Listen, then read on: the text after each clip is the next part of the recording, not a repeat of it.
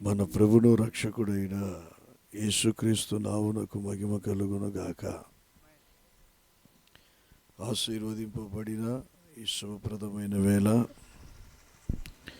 ఈ 2 దినముల సువార్త సభలలో వాక్య పరిచర్య చేయటానికి తొలి రోజే మీ మధ్యలో ఉండటానికి నన్ను ప్రేమతో పిలిచినటువంటి స్థానిక సంఘ కాపరి పాలరాజు గారికి, పాశ్రమ గారికి, వారి కుటుంబానికి, సంఘానికి వందనాలు. ఈ సభకు అధ్యక్షులుగా నిలిచి నడిపిస్తున్నటువంటి రమేష్ పాస్టర్ గారికి, వేదికని అలంకరించిన దేవజనులకి, నా కుడివైపు ఉన్నటువంటి దేవజనులందరికీ వందనాలు చెల్లిస్తున్నాను. స్తోత్రాలు. ఎంతమంది దైవజనులు ఇక్కడ ఉన్నారంటే మనకు అర్థమవ్వాలి, పాలరాజు పాస్టర్ గారిని ఎంతగానో ప్రేమిస్తున్నారని. అందరిని బట్టి ప్రభుకి మహిమ గాక. కూడి వచ్చిన మీ అందరికీ వందనాలు, స్తోత్రాలు. దేవుడు మిమ్మల్ని, మీ కుటుంబాల్ని ఈ సభల ద్వారాగా నిండారుగా దీవించునుగాక. హల్లెలూయా, హల్లెలూయా. గంట ఖచ్చితంగా 9:30. నన్ను 10:30 కల్లా ముగించమన్నారు. నా ముందు 1 గంట సమయం ఉంది, అదే ఎక్కువ నాకు. 1 గంటలో మీకు 4 మంచి మాటలు చెప్పి ప్రార్థన చేసి ముగిస్తాను. బైబిల్ గ్రంథంలో 1 వాక్యాన్ని చదువుకొని తలలో ఉంచి చిన్న ప్రార్థన చేసుకొని దైవ వర్తమానంలోనికి మనం వెళ్దాం. బైబిల్ గ్రంథంలో 1 వాక్యం చదువుకుందాం. బైబిల్ చదివే వారికి మైకి అండయ్యా, మనసు ఒళ్ళు 2 దగ్గర పెట్టుకొని చదివితే బాగుంటుంది. చదివి సహకరించుదురుగాక. కొరింథీయులకు రాసిన 2వ పత్రిక 5వ అధ్యాయం 9వ వచనాన్ని చదువుదాం.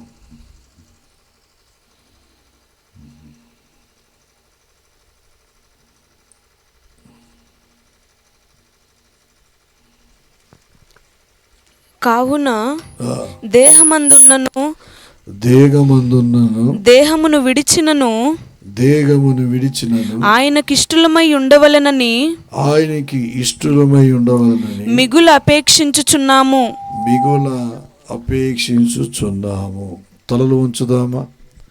అందరూ అలా తలలోంచి కళ్ళు మూసుకుని కాపాడుకోండి. అందరు తలలోంచి కళ్ళు మూసుకొని అలా హృదయపూర్వకంగా ప్రభు వైపు చూద్దాం.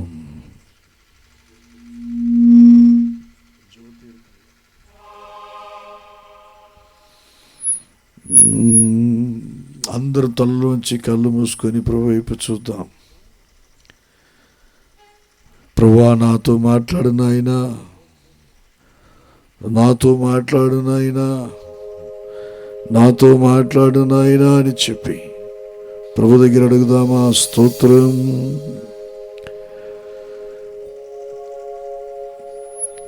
నీకిష్టమైన పాత్రగా నీ ఎదుట నిలుచుంటానికి కృప చూపని ప్రభు దగ్గర అడుగుదామా?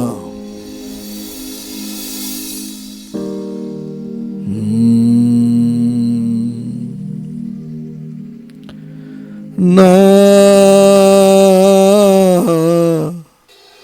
పరలోకపు తండ్రి, నా మంచి కుమ్మరి,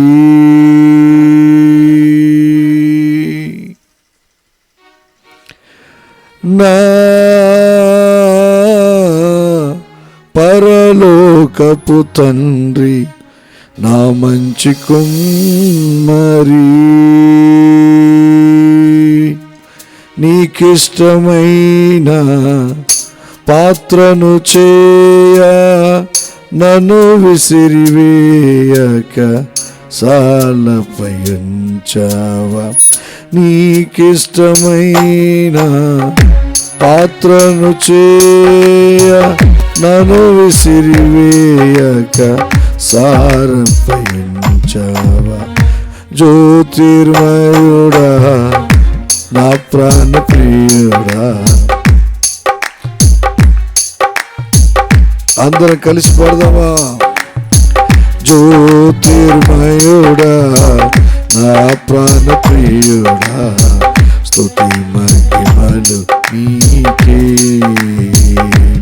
నా ఆత్మలు అనుక్షణం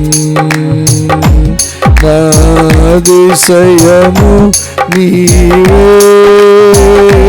నా ఆనందము నీవే, నా ఆధారము నీవే, నా అతిశయము నీవే, నా ఆనందము నీవే, నా ఆధారము నీవే. జ్యోతిర్మయుడా నా ప్రాణ ప్రియుడా, స్తుతి మహిమలు నీకే.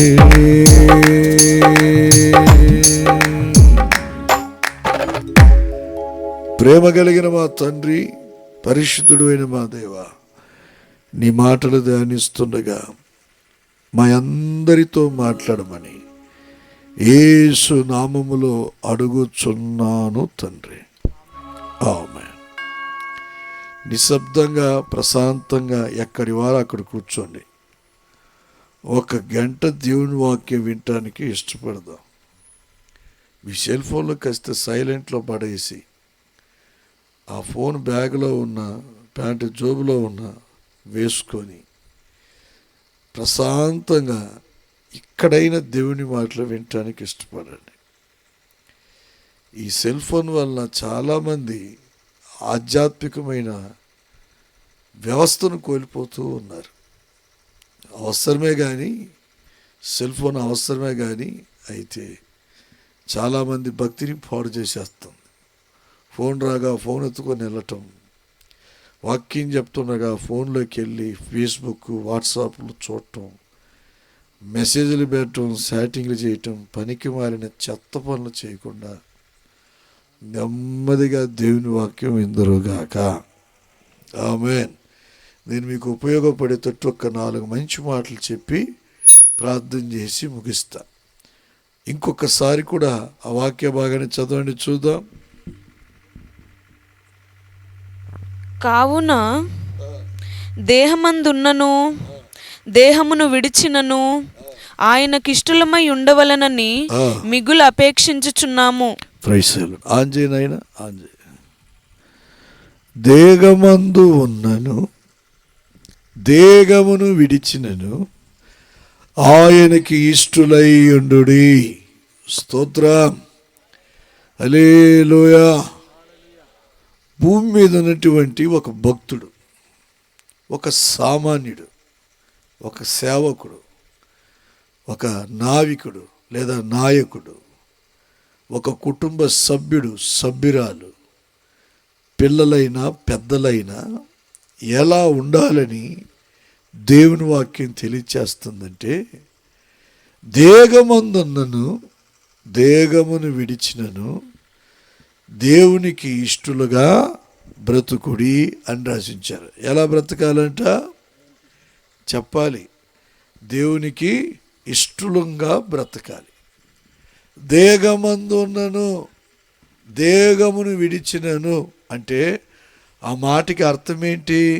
బ్రతికున్నను చనిపోయినను ఎవరికి ఇష్టలుగా ఉండాలంట? దేవునికి ఇష్టలుగా ఉండాలి.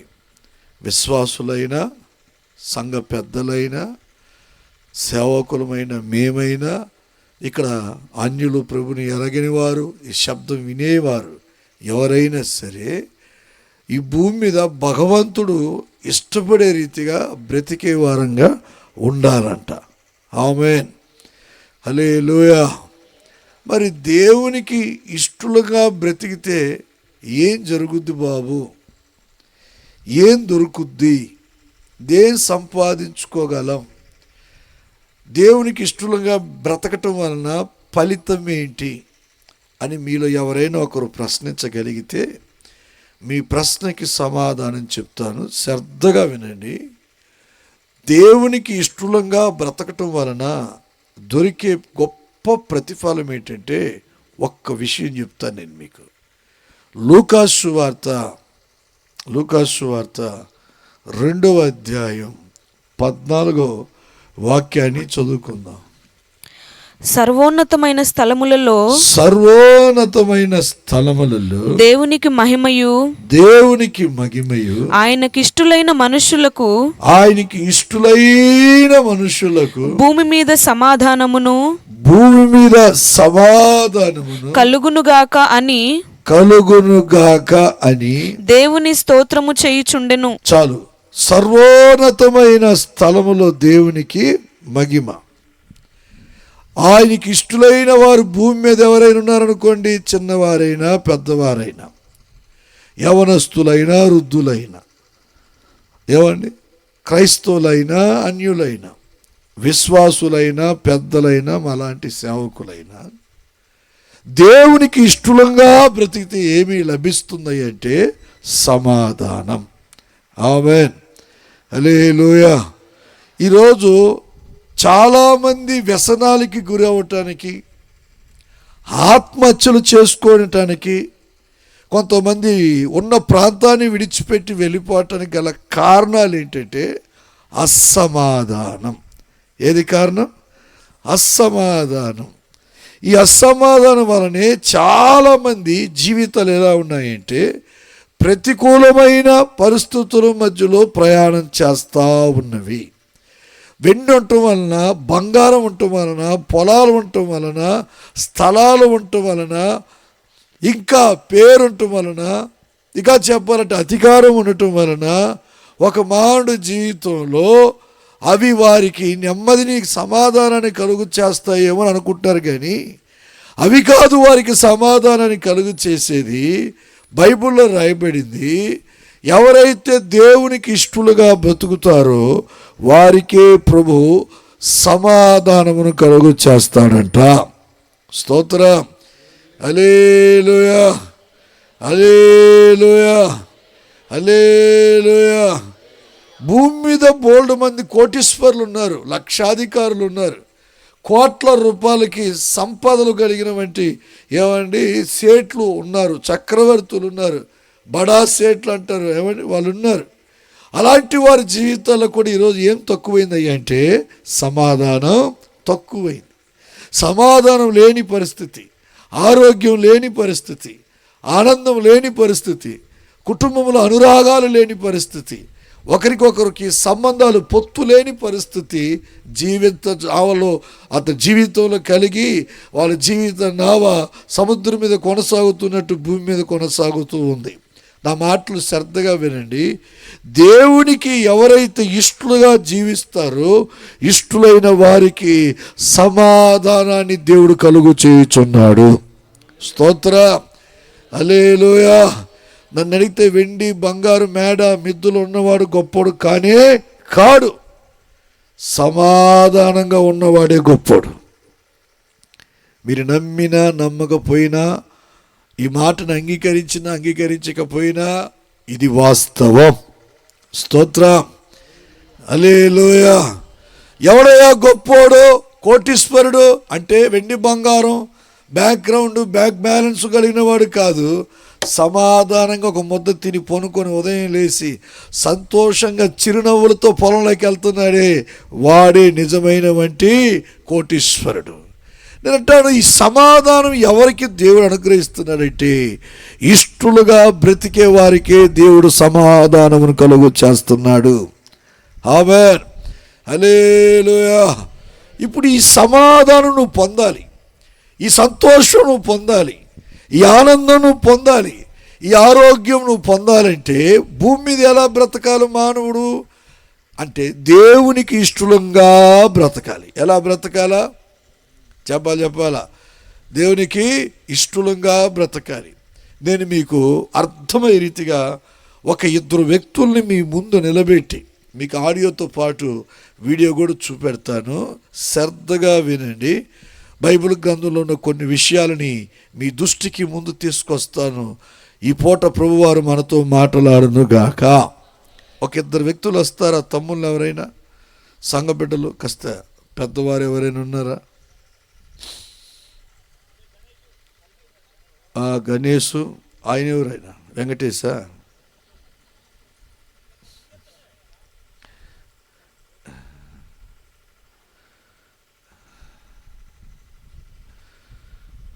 రండి రండి, పైకి రండి. మీలో ఎవరైనా ఒకరు కుడివైపు నిలబడండి, ఒకరు ఎడమవైపు నిలబడండి.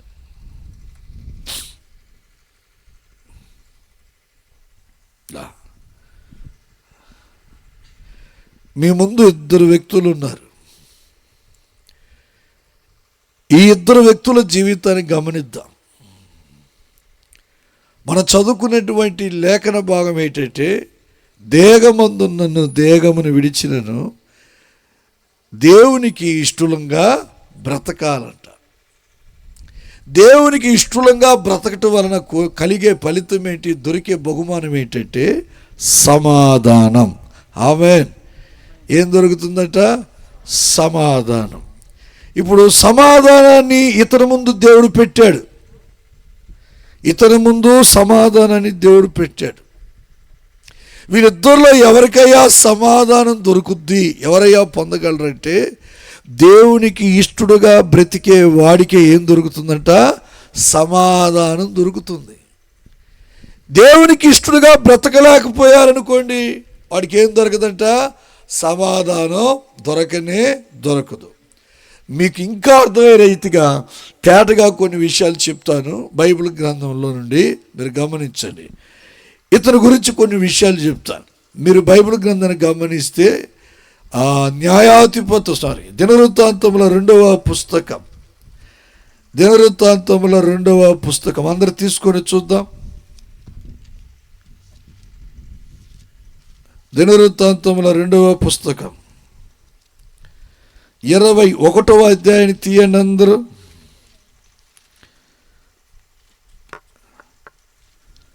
మీరు అనాలోచనతో కాకుండా అందరూ బైబిల్ తీసుకోండి. మీకు ఉపయోగకరంగా ఉండే సబ్జెక్టే చెప్తాను నేను. పిట్టకథలు చెప్పి కవించి నవ్వించి వెళ్ళటానికి ఇష్టపడను. ఎక్కడ ఒక ఉన్నతమైన ఉపదేశాన్ని మీకు అందించి మీ మనోనేత్రాలు వెలిగించి మీ కొరకు ప్రార్థించే ఇక్కడి నుంచి వెళ్తాను. కాబట్టి సందేహం పడకుండా దేవుని వాక్యాన్ని శ్రద్ధగా విందురుగాక. ఆమేన్.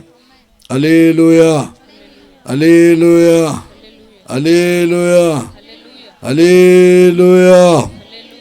చదువుదాం బైబిల్ గ్రంథంలో దినవృత్తాంతముల 2వ పుస్తకం 21వ అధ్యాయంలో ఒక్క మాట 20వ వాక్యాన్ని చదువుకుందాం.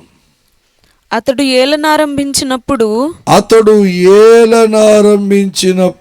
32 ఏండ్ల వాడు యెరూషలేములో 8 సంవత్సరములు ఏలి ఎవరికిని ఇష్టము లేనివాడై అతడు చనిపోయెను. బాగా వినండి. నేను ఒక సబ్జెక్ట్ పరంగా నేను మీకు దేవుని వాక్యం చెప్తున్నాను.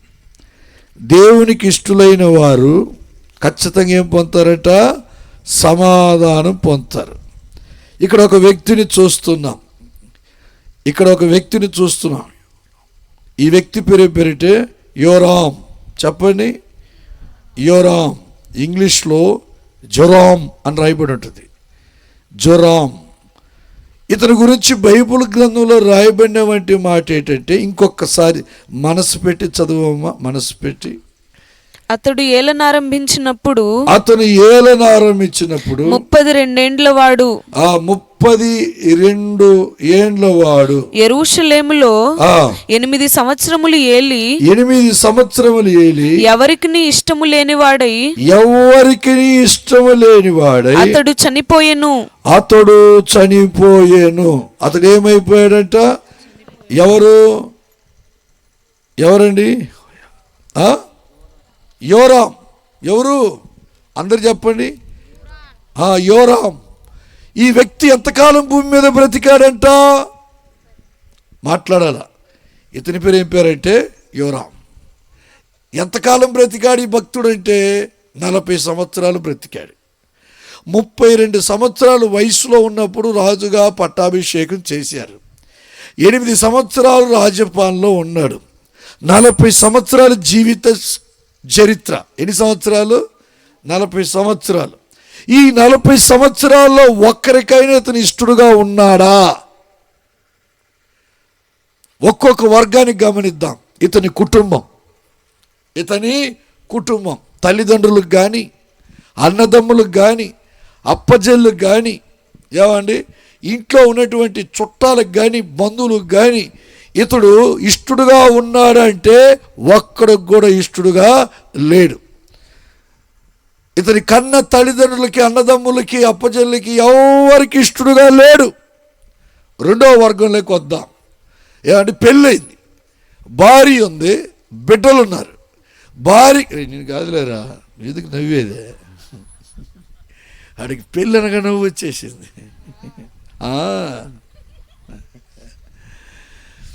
పెళ్ళయింది, భార్య ఉంది, బిడ్డలున్నారు.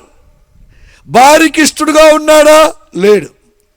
పిల్లనిచ్చిన అత్తామామకి ఇష్టడుగా ఉన్నాడా? లేడు. ఏమంటే ఆ ఇంట్లో ఉన్న బామార్దులకి ఇష్టలుగా ఉన్నాడా? లేరు. మర్దలు ఉంటారు కదండి, వాళ్ళకి ఇష్టలుగా ఉన్నాడా? లేడు.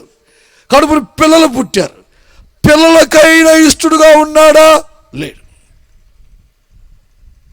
మూడో వర్గం సంఘం. మూడో వర్గం ఏంటంట చెప్పాలా? మందిరంలోకి వచ్చాడు. బలులు అర్పిస్తూ ఉంటారు. మందిరంలో బలులు అర్పించడానికి వస్తాడు. ఏటా పండగలు చేస్తారు, పండగలకు వస్తాడు. పండగలకు వచ్చిన విశ్వాసులకి ఇష్టడుగా ఉన్నాడా? లేడు. పెద్దలకి ఇష్టడుగా ఉన్నాడా? లేడు. ఇంతకెందుకు యాజకుడు పాస్టర్ గారికి ఇష్టడుగా ఉన్నాడా? లేడు. ఇంకొక వర్గాన్ని చూద్దాం. ఏ వర్గం? ఇతను ఒక రాజు. ఇతని సైనికులకైనా ఇష్టడుగా ఉన్నాడా? ఇతని దగ్గర ఉన్న యుద్ధ వీరులకైనా ఇష్టడుగా ఉన్నాడా?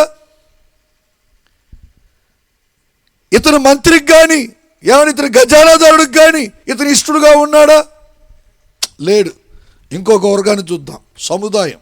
బయటికి వెళ్తాడు, సామాన్యులు ఉంటారు, ప్రజలు ఉంటారు.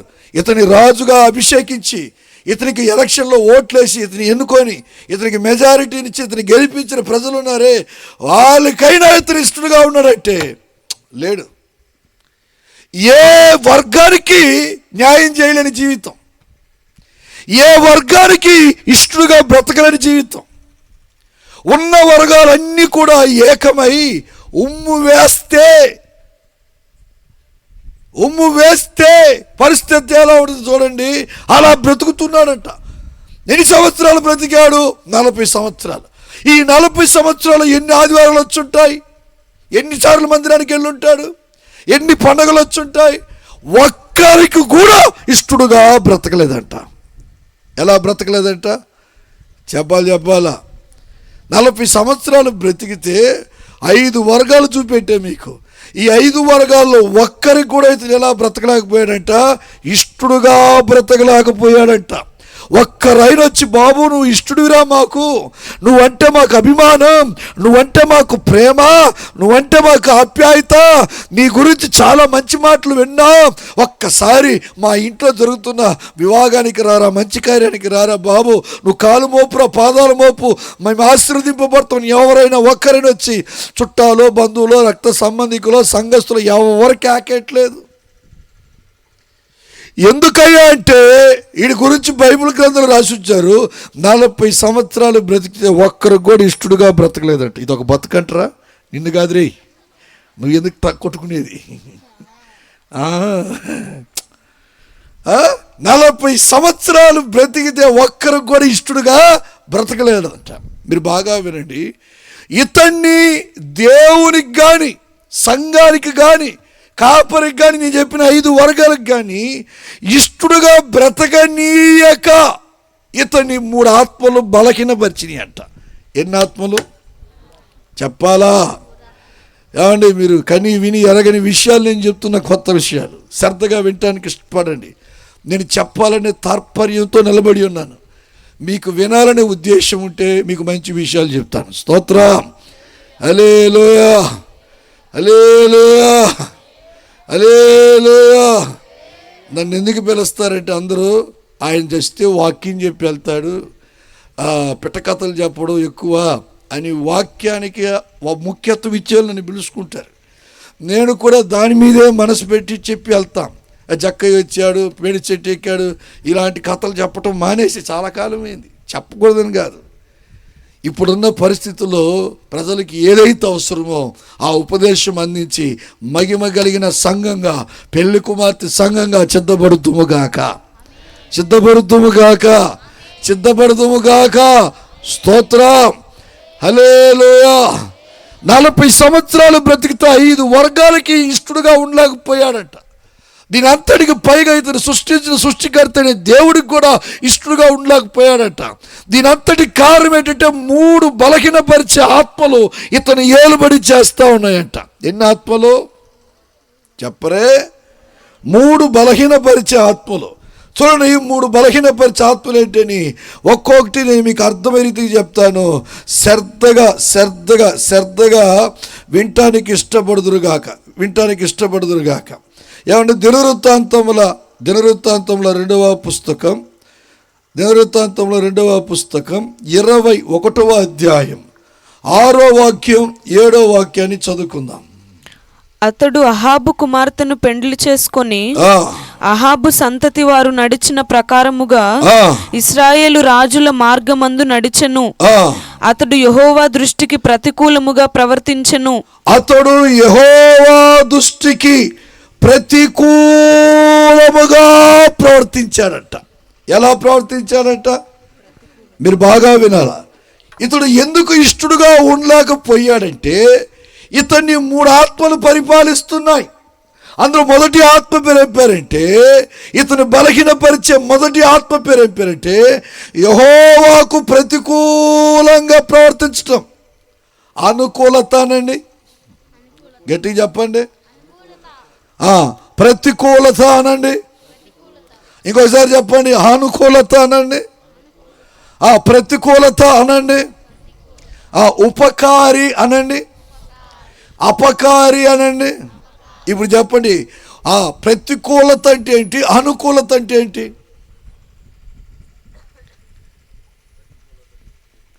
ప్రతికూలత అంటే ఏంటి, అనుకూలత ఏంటి?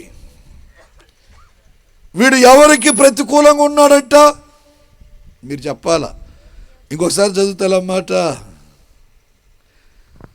అతడు యెహోవా దృష్టికి ప్రతికూలముగా ప్రవర్తించెను. యెహోవా దృష్టికి ప్రతికూలంగా. ఇప్పుడు మీకు ఇంకా అర్థమైంది చెప్తా, వినండి, నా వైపు చూడండి. యెహోవా దృష్టికి ప్రతికూలంగా ఎలా ప్రవర్తించాడంటే, పాస్టర్ గారు సభలు పెడదాం అంటాడు, వీడైతే వద్దు అంటాడు. సువార్త సభలకు వెళ్దాం రండి అంటాడు, వీడైతే వద్దు అంటాడు. యూత్ మీటింగ్ పెడదాం అంటాడు ఆయన, వీడైతే వద్దు అంటాడు. సంఘం కడతాం, సంఘం సరిపోవట్లేదు అంటాడు పాస్టర్ గారు, వీడంటాడు వద్దు, ఉన్న సంఘం చాలు అంటాడు. చెమటకి చచ్చిపోతున్నారు రా ప్రజలు, ఏసీలు వేయిద్దాం అంటాడు పాస్టర్ గారు, అబ్బే ఇసన గారు తీసుకొని వెళ్దాంలే అంటాడు వీడు. కూటమి అయిపోయింది, అందరూ అన్నపానం లేకుండా అల్లాడిపోతున్నారు, ఇంటికి వెళ్ళాలి నీరసం వెళ్ళిపోతారా, భోజనాలు పెట్టి పంపుదామని పాస్టర్ గారు భోజనాలు వండిద్దామంటే వీడంటాడు భోజనాలు ఎందుకు, డబ్బు వేస్ట్, వాళ్ళ ఇంటికి వాళ్ళు తింటారులే అని అంటాడు వీడు. వీడి నోట ఏ రోజైనా ఒక్క మాట అయినా ప్రతికూలం కాకుండా అనుకూలంగా వచ్చిందంటారా? ఎప్పుడు పుట్టిన నుండి 40 సంవత్సరాలుగా బ్రతికావే, 40 సంవత్సరాలు ఎవరికైనా ఇష్టడుగా బ్రతికావా? ఎందుకు బ్రతకలేకపోయాడంటే వీడిని ఒక ఆత్మ పరిపాలిస్తుంది. ఏ ఆత్మ? ప్రతికూలంగా ప్రవర్తించు. ఆయన ఏది చెప్పినా, ఎవరు అయ్యగారు ఏం చెప్పినా, దేవుడు ఏం చెప్పినా వద్దు, కుదరదు, రాను, చెయ్యొద్దు, ఇదొద్దు, అదొద్దు అని ప్రతికూలమే. వీడు పుట్టిన నాటి నుండి అన్ని ప్రతికూలంగా మాట్లాడటానికే పుట్టాడు వీడు. ఒక మాట చెప్పాలంటే పాజిటివ్గా మాట్లాడటానికి పుట్ల, నెగిటివ్గా మాట్లాడటానికే పుట్టాడు. ఎవరండి? ఏ రాజు? చెప్పాలా? ఒక్క మాటకైనా తోడు మాట రావాలిగా, అయ్యా చేద్దామనాలిగా. ప్రతి దానికి వంక.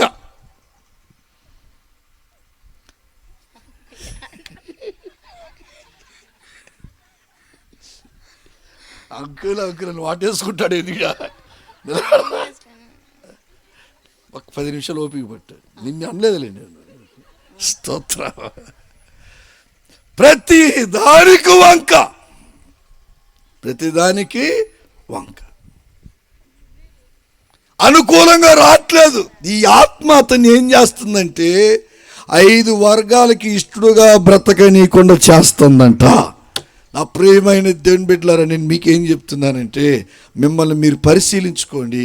మీరు ఏ సంఘానికి సంబంధించిన విశ్వాసులో, ఏ కుటుంబానికి సంబంధించిన బిడ్డలో, మిమ్మల్ని కూడా ప్రతికూలంగా ప్రవర్తించే, ప్రతికూలంగా మాట్లాడింప చేసే ఆత్మ మిమ్మల్ని బలహీనపరుస్తుందేమో, ఏలుబడి చేస్తుందేమో అని ఒకసారి పరిశీలించుకొని, సంఘానికి, సేవకుడికి, నడిపింపుకి వ్యతిరేకంగా, విరోధంగా మిమ్మల్ని మాట్లాడమని పురిగొలుపుతున్న ఈ బలహీనతని యేసు నామములో సిలువేయుదురుగాక.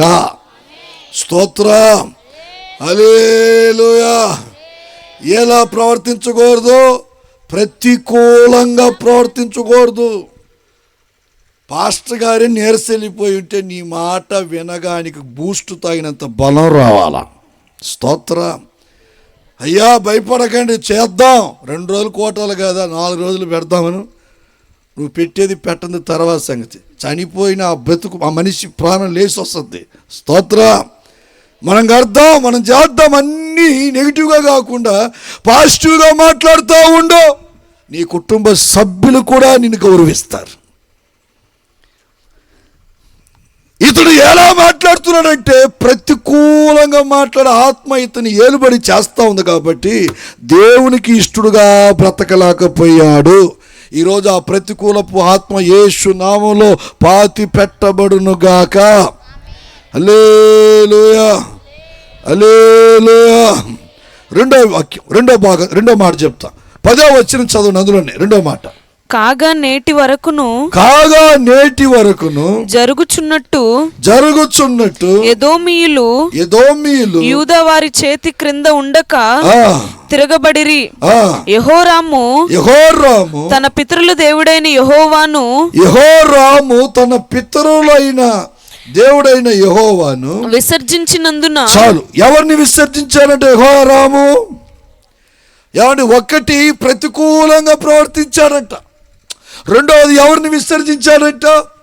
దేవుడే వద్దు, బైబిలే వద్దు, ప్రార్థనే వద్దు, పరిశుద్ధుల సహవాసమే వద్దు. దేవుడే వద్దు, మందిరమే వద్దు, పాస్టర్ గారే వద్దు, ప్రార్థన వద్దు, ఉపవాస కూటాలు వద్దు, శుద్ధీకరణ ఆరాధన వద్దు, సంపూర్ణ రాత్రి ప్రార్థనలు వద్దు. విసర్జించాడంట. దేవుని అన్నింటినీ విసర్జించేశాడు. ఈ మధ్యకాలంలో మన మందిరంలో ఒక పనికి మాలినోడు తయారయ్యాడు. ఏమండి, ఒకరు కాదు, 2 తయారయ్యారు.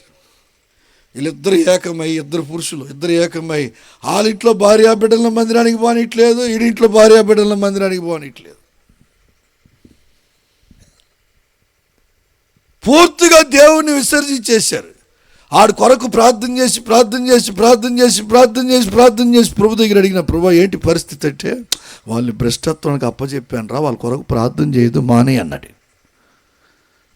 వాళ్ళ కొరకు ప్రార్థన చేయదు మానే అన్నాడు. దేవుడు అలా కూడా అంటాడా అని మీరు అనొచ్చు. ఇర్మియా గ్రంథంలో రాయబడింది 3 సార్లు అంటాడు ఇర్మియాతో, వీళ్ళ కొరకు ప్రార్థన చేయొద్దు, వీళ్ళ కొరకు ప్రార్థన చేయొద్దు, వీళ్ళ కొరకు ప్రార్థన చేయదు 3 మార్లు అంటాడు ఇర్మియాతో. ఇర్మియా గ్రంథంలో రాయబడి ఉన్నాయి. అప్పుడు దేవుడు నేను అడిగిన, వీళ్ళ కొరకు ఏం ప్రభావ పరిస్థితి, వీళ్ళ కొరకు ప్రార్థన చేయొద్దురా, నేను భ్రష్టత్వం నాకు అప్పచెప్పేసాను అన్నాడు. కారణం ఏంటంటే వాళ్ళు ఎవరిని విడిచిపెట్టాడు? చెప్పాలా? నేను అంటాను, ఈ మందిరం నీకు నచ్చలేదా? ఈ పాస్టర్ గారు నీకు నచ్చలేదా? మరి ప్రార్థన చేసుకుంటానికి కూడా నీకు తలపోటేంటి? వేరే మందిరానికైనా వెళ్ళటానికి ఇష్టం లేకుండా ఎందుకుంటున్నావు? పూర్తిగా దేవుని ఎలా విసర్జించగలుగుతున్నావు? పూర్తిగా పరిచర్ని ఎలా విసర్జించగలుగుతున్నాం? పరిశుద్ధుల సహవాసాన్ని ఎలా విసర్జించగలుగుతున్నావు? అయ్యా, దేవుని ఆత్మ దుఃఖపడేటట్టు నువ్వు దేవుని విసర్జించుకో. దేవునితో కలిసి సహవాసం చేయటానికి మొదలెట్టు. స్తోత్ర, హల్లెలూయా. ఇతని బలహీనపరిచిన రెండో ఆత్మ ఏంటంటే విసర్జించు. ఏంటంట? ఎటు చెప్పానా? విసర్జించి. నేను అంటాను, మీ వైపు చూసి మాట్లాడుతున్నాను, శ్రద్ధగా వినండి.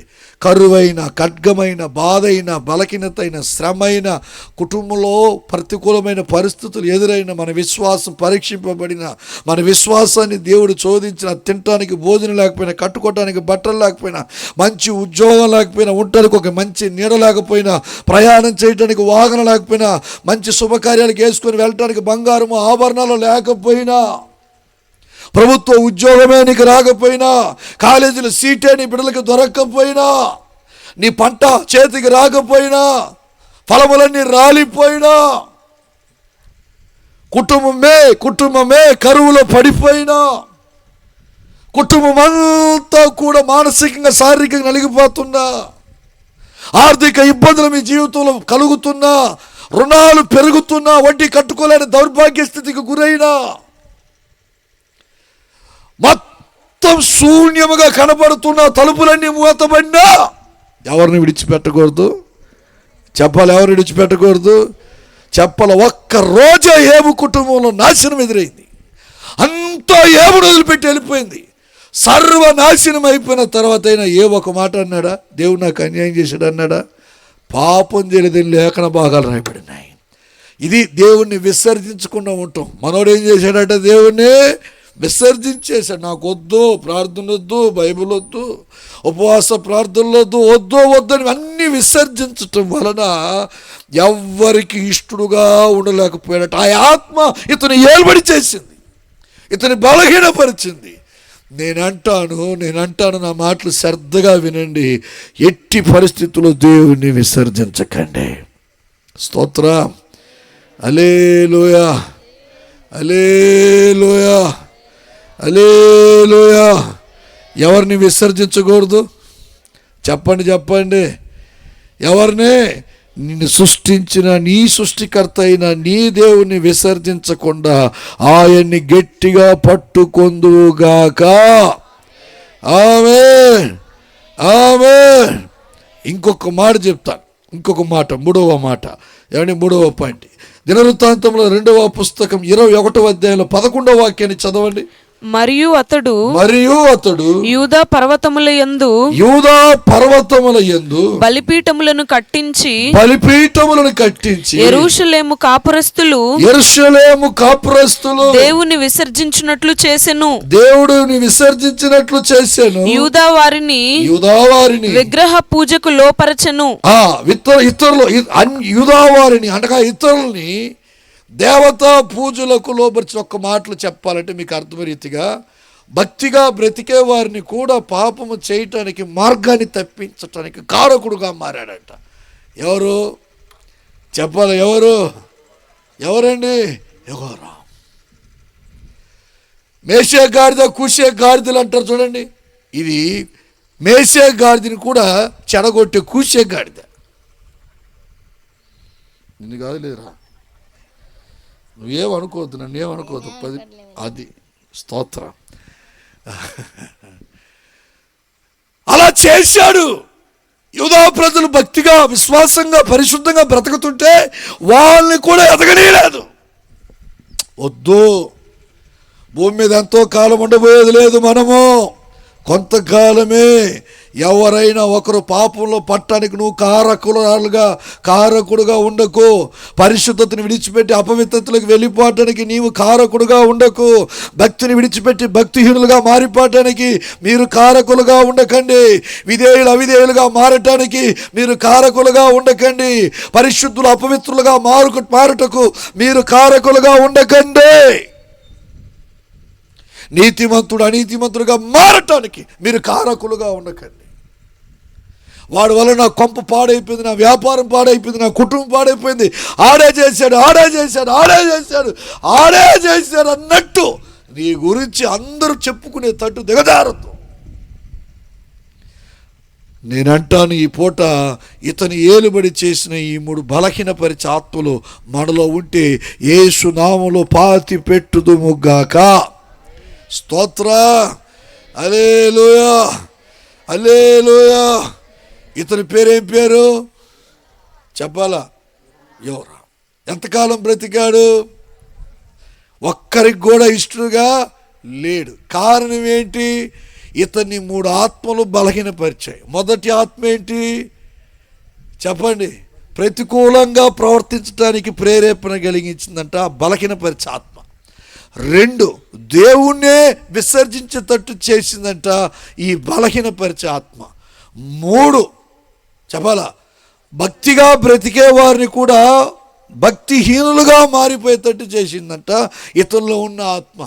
అందుకే 40 సంవత్సరాలు ఇతను బ్రతికినా ఇతని జీవితంలో ఏ ఆరోగ్యం లేదంట. ఒక తీరని జబ్బు దేవుడు కడుపులో పెట్టాడంట. కడుపులో ఏ స్కాన్ ఎత్తినా జబ్బు కనపట్లేదు, ఏ హాస్పిటల్కి వెళ్ళినా జబ్బు బాగవట్లేదు. ఎన్ని ట్యాబ్లెట్లు వాడినా, ఎన్ని మందులు తిన్నా, ఎన్ని రకాలుగా ఎక్స్రాలు ఎత్తినా, స్కానింగ్ చేసినా, ఎండాస్కోపీ చేసినా, ఎక్కువ చేసినా కడుపులో ఏ రోగం ఉందని ఎవరు గుర్తించలేకపోయారంట. నాటు మందులు వాడాడంట, ఇంగ్లీషు మందులు వాడాడంట, ఏమంటే అన్ని హోమియోపతి అన్నీ వాడాడు. ఆ రాయబడింది బైబిల్లో. 2 మాసాలు శతకోటి ప్రయత్నాలు చేసి వైద్యం చేసుకున్నా ఏ జరగలేదంట. చివరికి పొట్ట పగిలి చనిపోయాడంట. నా ప్రియమైన దేవుని బిడ్డలారా, దేవునికి ఇష్టలుగా బ్రతుకుదుముగాక. ఇష్టలుగా బ్రతకకుండా ఉండటానికి కారణం ఏంటంటే 3 అనుభవాలు చెప్పా. 3 ఆత్మలు ఇతను ఏలుబడి చేసాయట. మొదటి ఆత్మ ఏంటి చెప్పాల? ప్రతికూలంగా ప్రవర్తించడం. 2వది దేవుణ్ణి విసర్జించడం. 3వది భక్తి పరుని భక్తిహీనునిగా మార్చడం. పాపం చేయటానికి కారకుడయ్యాడంట. అందుకే ఇతని జీవితంలో ఇంతటి నష్టాన్ని సంపాదించుకున్నాడు. నేనంటాను ఈరోజు దేవునికి ఇష్టంగా మారిపోదుముగాక. స్తోత్రం, హల్లెలూయా, హల్లెలూయా. ఇక కూర్చోరా నాయన, ఇక కూర్చో నెమ్మదిగా. అది ఇప్పుడు 2వ వ్యక్తి. ఇతడు దేవునికి ఇష్టడుగా బ్రతికాడంట. ఎలా బ్రతికాడంట చెప్పాలా? ఎంత ఇష్టడుగా బ్రతికాడంటే అంత ఇష్టడుగా బ్రతికాడంట. ఏమంటే ఎంత ఇష్టడుగా జీవించాడంటే అంత ఇష్టడుగా జీవించాడంట. చూడండి బైబిల్ గ్రంథంలో ఏప్రిల్కి రాసినటువంటి పత్రిక 11వ అధ్యాయం 5వ వాక్యాన్ని చదువుదాం.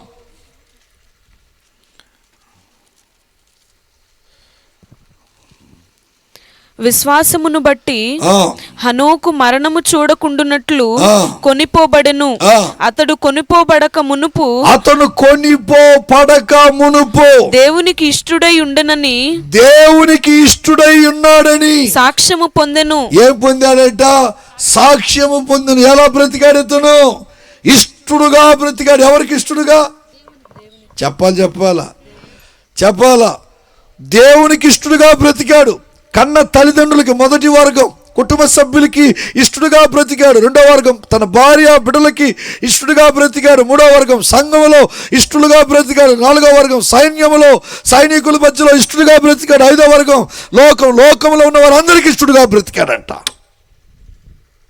వీడు 5 వర్గాలకి ఇష్టడు కాకుండా చనిపోతే వీడు 5 వర్గాలకి ఇష్టడుగా బ్రతికాడంట. ఇష్టడుగా మారిపోయాడంట. ఇతడు దేవునికి ఇష్టడుగా మారిపోవటానికి గల కారణం ఏంటి తెలుసా? ఇతని బలపరిచే 3 ఆత్మలు ఇతన్ని ఏలుబడి చేశాయంట. ఇతని బలహీనపరిచే ఆత్మలు ఏలుబడి చేస్తే ఇతని బలపరిచే ఆత్మలు ఏలుబడి చేశాయంట. ఏ ఆత్మలు చెప్పండి చెప్పాలా? ఇడు దేవునికి ఇష్టడుగా ఎందుకు మారాడు, ఎలా మారాడని 1, 2, 3 పాయింట్లు చెప్తాను నేను మీకు. శ్రద్ధగా వినండి. మొదటి విషయం ఆదికాండం 5వ అధ్యాయం 24వ వాక్యాన్ని చదువుతారా? ఆదికాండం 5వ అధ్యాయం 24వ వాక్యం. హనోకు దేవునితో నడిచిన తరువాత ఎవరితో నడిచిన తరువాత చెప్పండి, ఎవరితో నడుస్తున్నాడంట? Walk to Jesus, run to Jesus అన్నట్టు ఎవరితో నడుస్తున్నాడంట? దేవునితో నడుస్తున్నాడట. చెప్పండి, ఎవరితో? ఎవరితో చెప్పాలా? ఎవరితో? నేను ఆ మధ్యకాలంలో ఒక చర్చికి వెళ్ళా, చెన్నైలోనే ఒక చర్చికి వెళ్ళా వాక్యం చెప్పడానికి. వెళితే ఒక పాపకు పాట ఇచ్చారు. ఆ పాప మైక్ తీసుకుని పాట పాడుతుంది. నీతో నేను నడవాలని, నీతో కలిసి ఉండాలని ఆశయ, చిన్న ఆశయ, ఓ యేసయ్యా నీ తీర్చాలయ్యా. ఎవరితో నడుస్తుంది పాడతా? ఎవరితో నడవాలని పాడుతుంది పాట? మిమ్మల్నే చెప్పాలి. యేసయ్యతో నడవాలని పాడుతూ ఉందా? ఒకరోజు నేను చెన్నైకి వస్తూ ఉన్నాను, పినాకిని ఎక్స్ప్రెస్ మా ఊర్లో 2 బయలుదేరుతుంది మధ్యాహ్నం. ఏమండి, ఒంగోలులో సాయంత్రం మీటింగ్. ఆ ట్రైన్లో ఆ పాప ఉంది. ఆ పాప ఇంకొక అబ్బాయి భుజాల మీద చేసుకుని నడిచి వస్తూ ఉంది ట్రైన్లో. నేను ఆ పాపను చూడగా ఆ పాప అబ్బాయిని నెట్టేసింది. అలా నెట్టేసింది, వాడు సీట్లో కూర్చున్నాడు. ఈ అమ్మాయి మహాత్మ నడుచుకుంటూ వస్తుంది. నేను పలకరించిన, ఎక్కడికి అమ్మాయి వెళ్తున్నావంటే పలానా చోటుకి వెళ్తున్నాను అన్నాడు. నేను వెంటనే వాళ్ళ మమ్మీకి ఫోన్ చేశాను. మీ పాప ట్రైన్లో కనపడిందమ్మా నాకు అన్నది. అవునన్నా, ఊరు వెళ్తుందన్న. తోడుకి ఎవరిని పంపించారమ్మా అని అడిగా. ఎవరిని పంపించలేదన్నా అన్నది. నేను వెంటనే చెప్పాను, మీరు తోడుకి ఎవరిని పంపించలేదేమో కానీ మీ కూతురు మాత్రం మంచిగా ఒక అబ్బాయిని తోడుకు తెచ్చుకునిందమ్మా అన్న. చెప్పే ఫోన్ చేసి. అబ్బే, అసలు దాపెరికి వేయలేదు మనకి. ఆ అమ్మాయికి ఏమో నా మీద పీకల దాకా వచ్చింది కోపం. వాళ్ళ తల్లిదండ్రులకి నా మీద పెరిగింది గౌరవం. స్తోత్రం. అన్న, మీ బిడ్డలా భావించి మాకు చెప్పారు, అందుని బట్టి మీకు వందనాలు అని చెప్పి ఆ అమ్మాయికి సంబంధం చూసి పెళ్లి చేసేసారు. నా ప్రియమైన దేవుని బిడ్డలారా, నేను చెప్పే మాటలు శ్రద్ధగా వినండి. దేవునితో నడవండి. ఎవరితో చెప్పాలా? దేవునితో నడవటం అంటే దేవుడు ఎక్కడ దొరుకుతాడయ్యా మాకు అని అడిగారు. అడిగినా చెప్తా. నువ్వు ప్రార్థన చేసుకుంటే దేవునితో నడిచినట్టే, బైబిల్ చదివితే దేవునితో నడిచినట్టే, స్తుతిస్తూ పాటలు పాడుతూ ఆరాధన చేసుకుంటూ ఉంటే దేవునితో నడిచినట్టే, దైవజనులు బోధిస్తున్న బోధన విని ఆ క్రమముగా నడిస్తే, వాక్యపు వెలుగులో ఉపదేశ క్రమములో ఆ పరిశుద్ధుల మార్గంలో ప్రతిష్ఠింపబడిన మార్గంలో నడిస్తేనే చాలు. నువ్వు ఎవరితో నడిచినట్టు? దేవునితో నడిచినట్టు. ఇప్పుడు నువ్వు ఎవరితో నడుస్తున్నావు? పనికిమాలతో, తాగుబోతులతో, తిరుగుబోతులతో, తిండిబోతులతో, నిద్రబోతులతో, సోమరబోతులతో, వదరబోతులతో, దున్నపోతులతో నడుస్తున్నావు. సాక్ష్యం ఎలా ఉంటుంది? మోక్షం ఎలా దొరుకుద్ది? జీవితం ఎలా బాగుపడుద్ది? కుటుంబం ఎలా కట్టబడుద్ది? మంచి సంబంధాలు దొరుకుతాయా? పెళ్ళిళ్ళు జరుగుతాయా? క్యారెక్టర్ బాగుంటే, నీ క్యారెక్టర్ బాగుంటే, నీ పద్ధతి బాగుంటే, నీ లైఫ్ స్టైల్ బాగుంటే, నువ్వు ఏమీ లేకపోయినా, పేదదానివైనా, పేదవాడవైనా, కూలి పని చేసుకుంటున్న పేద గుడిసెలో ఉన్న ఐశ్వర్యవంతులు నీ క్యారెక్టర్ని చూసి నిన్ను పెళ్లి చేసుకోవడానికి దిగి వస్తారు. స్తోత్ర. ఒకప్పుడు డబ్బు చూసి ఇచ్చేది అమ్మాయిని అబ్బాయిల్ని, తెచ్చుకోవటం కానీ ఇచ్చుకోవటం కానీ డబ్బు చూస్తారు ఒకప్పట్లో. ఇప్పుడున్న పరిస్థితులు డబ్బుని ఎవరు చూడట్లేదు. అబ్బాయి మంచోడయ్యా, మా అమ్మాయిని బాగా చూసుకుంటాడా, అలాగైతే ఇచ్చేస్తామయ్యా, కట్నాలు ఎంత అడిగినా పర్వాలా, లేకపోయినా పర్వాలా, పెళ్లి ఖర్చు మేమే పెట్టుకుంటామయ్యా అంటారు. అబ్బాయి మంచోడైతే తెచ్చుకోవటానికి కూడా ఆలోచిస్తున్నారు. అమ్మాయి మంచిదయ్యా, రేపు మాకు 4 మెతుకులు పెట్టద్దయ్యా, పెళ్ళైనాక మమ్మల్ని గట్టేస్తుందా, బయటికి ఇంట్లో నుండి బయటికి నెట్టేస్తుందేమో పరిశీలించి తెచ్చుకుంటున్నారు. ఎందుకయ్యా అంటే నీ క్యారెక్టర్ బాగుంటే చాలు, నీ పద్ధతి బాగుంటే, నీ మాట తీరు బాగుంటే ఖచ్చితంగా కోటీశ్వరులని నీ వెతుక్కుంటూ వస్తారు. స్తోత్ర. హల్లెలూయా. లైవ్ వెళ్తుంది నాయన. స్తోత్రం. హల్లెలూయా. ఒక విషయం చెప్తాం అనుకున్నా, వద్దులే, లైవ్ వెళ్తుంది కదా, స్టాప్. నా ప్రియమైన దేవుని బిడ్డలారా, నీ క్యారెక్టర్, నీ పద్ధతి, నీ జీవిత విధానం, లైఫ్ స్టైల్ బాగుంటే ఎవరైనా సరే నిన్ను వెతుక్కుంటూ వస్తారు, నిన్ను కోడలుగా తన ఇంటికి తీసుకెళ్ళటానికి, అల్లుడుగా నిన్ను చేసుకోవటానికి. స్తోత్రం. కాబట్టి ఈరోజు నీకేం కావాలో తెలుసా? దేవునితో నడిచే అనుభూతి కావాలా. ఎవరితో చెప్పాలా? ఈ మధ్యకాలంలో ఒక వేదనకరమైన విషయం ఏంటో తెలుసా అండి? బాధకరమైన విషయం. దేవుని సేవకులు, రాజకీయ నాయకులు వెంట జెండా పట్టుకొని నడుస్తున్నారు. దేని కొరకరా అంటే 500 రూపాయలు సందా, బిర్యానీ పొట్లం. అరే, దేవుని సేవకు కదా పిలిచింది, పరిచర్యకు కదా పిలిచింది. ఇది ఒక ఎత్తు అయితే విశ్వాసులు ఆదివారం అయితే చర్చిలో ఉంటున్నారు, సోమవారం అయితే ప్రచారానికి వెళ్ళిపోతున్నారు. నేను ప్రచారానికి చేయడానికి పిలిచాడా దేవుడు? నువ్వు ఎవరితో నడవాలో? రాజకీయ నాయకులతో నడవటానికి పిలిచాడా? దేవుడితో నడవటానికి పిలిచాడా? చెప్పండి. రాజకీయ నాయకులు నీ దగ్గరికి వస్తున్నారా? ప్రార్థన చేయించుకుంటున్నారా? చేయమని బైబిల్ అంటుంది. చేసి పంపు, వాళ్ళ కొరకు ప్రార్థన చేయి, తప్పేమీ లేదు. వారంట జెండా పట్టుకుని వెళ్ళటం మగా తప్పు. నీ పిలుపు ఏంటి? నీ దర్శనం ఏంటి? నీ అభిషేకం ఏంటి? నువ్వు చేసే ఆరాధన ఏంటి? నువ్వు ఏ సంఘంలో ఉన్నావు? ఏ దేవుడిని ఆరాధిస్తున్నావు? నీకెందుకు ఈ రాజకీయ నాయకులతో పొత్తు? వాళ్ళ కొరకు ప్రార్థన చేయి. ఆ పని చేయటానికి ఉన్నారు. దేవునితో నడు.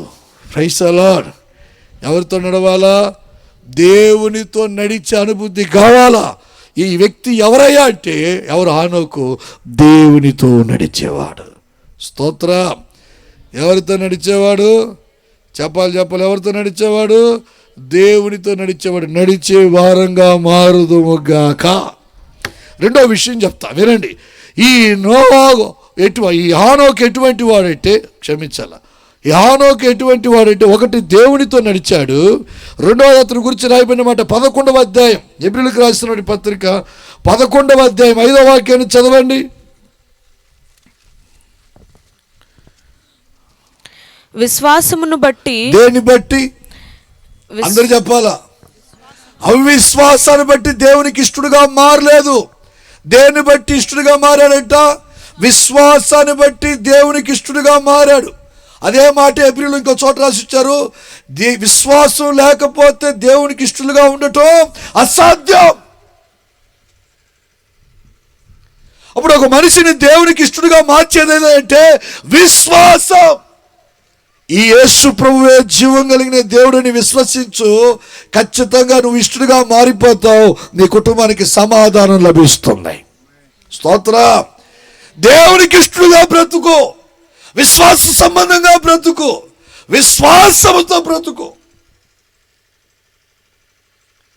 నీ విశ్వాసాన్ని ఎక్కడ అమ్ముకోవద్దు, నీ విశ్వాసాన్ని ఎక్కడ తాగడి పెట్టద్దు. నా అనుభవంలో జరిగిన ఒక విషయం చెప్తాను. నేను అప్పట్లో సేవకు వచ్చిన ప్రారంభ దినాల్లో మందిరం కట్టుకుంటా ఉన్నా. మా ప్రాంతంలో ఒక గొప్ప పాస్టర్ గారు ఉన్నారు. పాస్టర్లకు వాక్యం చెప్పటం అంటే ఆయనకి మించిన వ్యక్తి వేరే ఒకరు లేరు భూమి మీద. సేవకులకు వాక్యం చెప్పటంలో ఆయన లాంటి సేవకుడు భూమి మీద ఎవరు లేరు. నాకు ఒక ఆశ, ఆయన చేత అభిషేకం తీసుకోవాలని. ఒకరోజు ఆయన దగ్గర వెళ్ళి 4 రోజులు ఉపవాసం ఉండి అభిషేకం తీసుకున్నాను ఆయన చేతుల మీదే. బహుశా ఆయన అభిషేకమేమో పనిచేస్తుంది అనుకునేవాడిని అప్పుడు నాలో. స్తోత్రం. హల్లెలూయా. ఆ ధీమాతో, ఆ ధైర్యంతో ఒకరోజు ఆయన దగ్గరికి వెళ్ళాను. ఆయన దగ్గరికి వెళ్ళి, పాస్టర్ గారు మందిరం కట్టుకుంటున్నాను, మీరు ఏమైనా సహాయం చేస్తారని డొనేషన్ బుక్ ఇచ్చాను. ఇస్తే ఆయనను కూర్చొని పెట్టి మంచినీళ్ళు తాగరా అన్నాడు. మంచినీళ్ళు ఇచ్చారు. మళ్ళా పాస్టర్ అమ్మ గారిని పిలిచి టీ తెప్పి పాస్టర్ గారికి టీ అన్నారు. టీ ఇచ్చారు. నీకేదైనా కానుక తెప్పిస్తాడేమో ఎదురుతూ ఉంటే బుక్ ఇట్టి అని తీసుకొని చించి పడేసాడు. బుక్ తీసుకుని ఏం చేశాడండి? చించి పడేసి ఒక మాట, నిన్ను పిలిచింది దేవుడు, పిలిస్తే సేవకు వచ్చావా, దెయ్యం పిలిస్తే వచ్చావా అని అడిగాడు. దేవుడు పిలిస్తేనే వచ్చినాను. దేవుడు పిలిస్తే దేవుడే నీకు మందిరాన్ని కట్టిస్తాడు, పో అన్నాడు. స్తోత్రం. హల్లెలూయా. మెత్తటి చెప్పు తీసి చంప మీద కొట్టినంత ఫీలింగ్ నాకు. వచ్చి దేవుని మీద ఆధారపడి విశ్వాసంతో మందిరాన్ని కట్టేశా. స్తోత్రం. ఇప్పుడు నాలో ఒక ఆదంగం ఏంటి? నాలో ఒక ఆశ, ఆలోచన. ఎవరైతే నా పుస్తకాన్ని చింపేశారో ఆయన చేతే మందిరాన్ని ఏం చేయాలా? ప్రతిష్ఠ చేయించాలని చెప్పి ఆయన దగ్గరికి వెళ్ళి డేట్ తీసుకొని మందిరాన్ని ఆయన చేతే ఓపెన్ చేయిస్తే ఆయన అన్నాడు ఆ రోజు, ఒకప్పుడు ఇతను నా దగ్గరికి వస్తే పుస్తకం చించి పడేసి పంపించాను, విశ్వాసంతో మందిరం కట్టబట్టే ఇంత పెద్ద మందిరం కట్టగలిగాడు అన్నాడు. స్తోత్ర, హల్లెలూయా, హల్లెలూయా, హల్లెలూయా. 2005లోనే డాబా మందిరం కట్టేశా. ఎప్పుడు సేవకు వచ్చిన ప్రారంభ దినాల్లో 97లో 96లో రక్షింపడ్డా, 97లో సేవకు వచ్చా, 2005లోనే డాబా మందిరం కట్టేశా. కారణం ఏంటంటే విశ్వాసం. నేను అంటాను, విశ్వాసం కలిగి బ్రతకండి. నీ విశ్వాసం నిన్ను గొప్పని చేస్తుంది. ఇతనిలో ఏముందంట? విశ్వాసం. ఇతని విశ్వాసం దేవుడు చూసి దేవునికి ఇష్టడుగా మార్చుకున్నాడంట, మారిపోయాడంట, ఆయన ఇష్టపడ్డాడంట అతన్ని. అందుకే ఈరోజు నీ విశ్వాసం ఆయనకి నిన్ను ఇష్టడిగా మార్చునుగాక. స్తోత్రం, హల్లెలూయా, హల్లెలూయా. ఇంకొక్క పాయింట్ చెప్పి ముగిస్తా నాకు ఇచ్చిన సమయానికి. ఏమండి, ఒక్కసారి అందరూ యూదా పత్రికలోకి వెళ్దాం. యూదా పత్రిక ఒకే ఒక పత్రిక ఉంటుంది, అంటే ఒకే ఒక అధ్యాయం. యూదా పత్రిక 1వ అధ్యాయం 13వ వాక్యం, 14వ వాక్యం, 15వ వాక్యాన్ని చదవండి.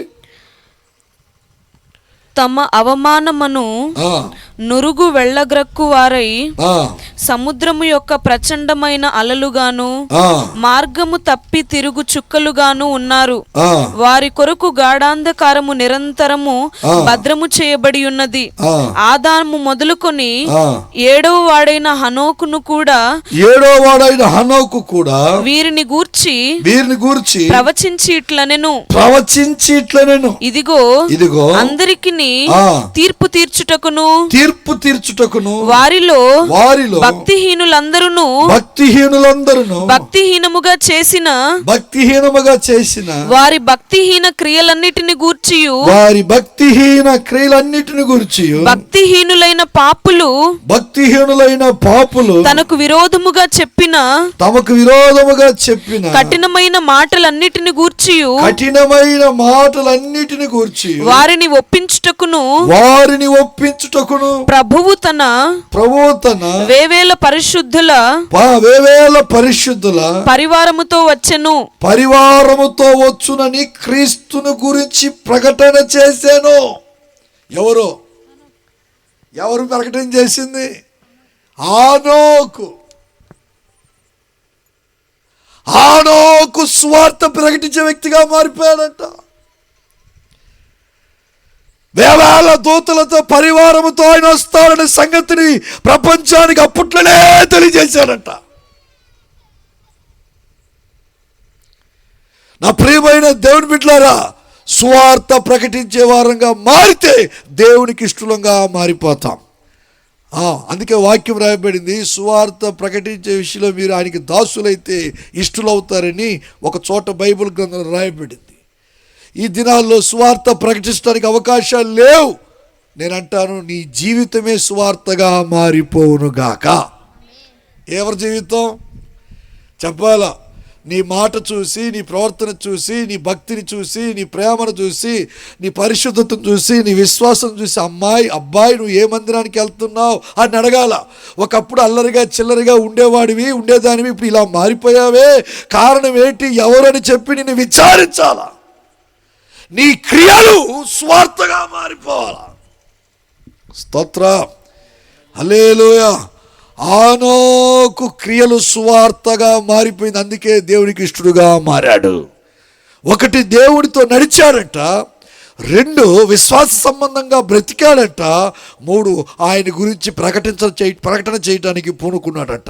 అందుకే ఇతను ఎలా మారిపోయాడంటే దేవునికి ఇష్టడుగా మారాడు.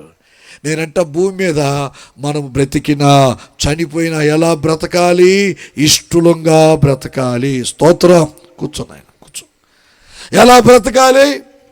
అందరూ చెప్పండి. ఇష్టలుగా బ్రతకాలి. నేను చేసిన ప్రసంగం అంతా 2 నిమిషాల్లో మీకు ఎక్స్ప్లెయిన్ చేస్తాను. శ్రద్ధగా వినండి నా వైపు చూస్తూ. బైబిల్ గ్రంథంలో మనం చదువుకున్న మూలవాక్యం ఏంటి? కొరింథీయులకు రాసిన 2వ పత్రిక 5వ అధ్యాయం 9వ వాక్యం. దేహమందున్నను దేహమును విడిచినను దేవునికి ఇష్టలుగా బ్రతుకుడి అని లేఖన భాగం రాయబడింది. దేహమందున్నను దేహమును విడిచినను అంటే ఆ మాటకి అర్థమేంటి? చనిపోయినను బ్రతికినను ఎలా ఉండాలంట? దేవునికి ఇష్టలుగా బ్రతకాలి. దేవునికి ఇష్టలుగా బ్రతకటం వలన ఫలితం ఏంటయ్యా, బహుమానం ఏంటయ్యా, లాభం ఏంటయ్యా అని మీరు అడిగినట్లయితే, ప్రశ్నించినట్లయితే నా సమాధానం ఏంటంటే, దేవుని కొరకు ఎవరైతే భూమి మీద ఇష్టలుగా బ్రతుకుతారో వారికి దేవుడు తరగని సంపద అనబడుతున్నా ఏమండి సమాధానమును అనుగ్రహిస్తారంట. స్తోత్ర, హల్లెలూయా. ఈ భూమి మీద కోటీశ్వరుడు ఎవరంటే సమాధానంగా ఉండేవాడే కోటీశ్వరుడు. ఆ సమాధానాన్ని దేవుడు ఎవరికి ఇస్తాడంటే ఇష్టలుకే ఇస్తాడంట. మీ ముందు ఇద్దరు వ్యక్తుల ముందు పెట్టా. ఒక అతని పేరు ఏం పేరు? యెహోరా. అతడు దేవునికి ఇష్టడుగా బ్రతికాడా? బ్రతకలేదు. 40 సంవత్సరాలు బ్రతికాడు. ఇష్టడుగా ఉన్నాడా? ఉండలేదు. 5 వరగాలకి ఇష్టడుగా బ్రతకలేకపోయాడు. కారణం అతన్ని 3 బలహీనపరిచే ఆత్మ అతన్ని దేవునికి ఇష్టడుగాను ఈ 5 వరగాలకి ఇష్టడుగాను బ్రతకనీయకుండా చేసేసింది. ఏంటంటే, ఒకటి అతని బలహీనపరిచిన మొదటి ఆత్మ ఏంటంట? ప్రతికూలంగా ప్రవర్తింపచేసిందంట, అనుకూలంగా కాదు. రెండో ఆత్మ ఏంటంటే దేవునే విసర్జించేటట్టు చేసిందంట. మూడో బలహీనత ఏంటంట చెప్పండి? భక్తి పరులను కూడా భక్తిహీనులుగా మార్చేసిందంట. అందుకే ఇష్టడుగా ఉండలేకపోయాడు. ఇతను దేవునికి ఇష్టడుగా ఉన్నాడట. ఎవరు? ఏం పేరు? ఆనోకు దేవునికి ఇష్టడుగా ఉన్నాడట. ఇష్టడుగా మారటానికి కారణం ఏంటంటే దేవుడితో నడిచేవాడు ఇష్టడుగా మారుతాడు. విశ్వాసంగా బ్రతికేవాడు ఇష్టడుగా మారుతాడు. తులమో ఫలమో నీ వంతు స్వార్థ పరిచర్య చేయగలిగితే దేవునికి ఇష్టడుగా మారిపోతాం. ఆమేన్. ఇప్పుడు నీ జీవితం ఎలా ఉంది? ఇతనిలా ఉందా? ఇతనిలా ఉందా? ఈ అనుభవాలు నీలో ఉంటే ఖచ్చితంగా దేవునికి ఇష్టలుగా ఉండలేవు. ఇతని అనుభవాలు నీలో ఉంటే దేవునికి ఇష్టలుగా ఉంటావు. నా ప్రియమైన దేవుని బిడ్డలారా, ప్రతి సంవత్సరం సభలు జరుగుతూనే ఉన్నాయి. ప్రతి సంవత్సరం ఎవరో ఒక సేవకుడికి నిలబడి వాక్యం చెప్తానే ఉన్నారు. ప్రతి సంవత్సరం ఇంచుమించు కొంతకాలంగా నేను కూడా వస్తా మీ మధ్యలోకి నిలబడి వాక్యం చెప్పి వెళ్తానే ఉన్నాను. ఇప్పటికే బోల్డ్ ప్రసంగాలు విన్నారు. ఈ తెనాలి, నందివెలుగు ప్రాంతంలో చుట్టుపక్కల ఎక్కడ సభలు జరిగినా మీరు వెళ్తారు.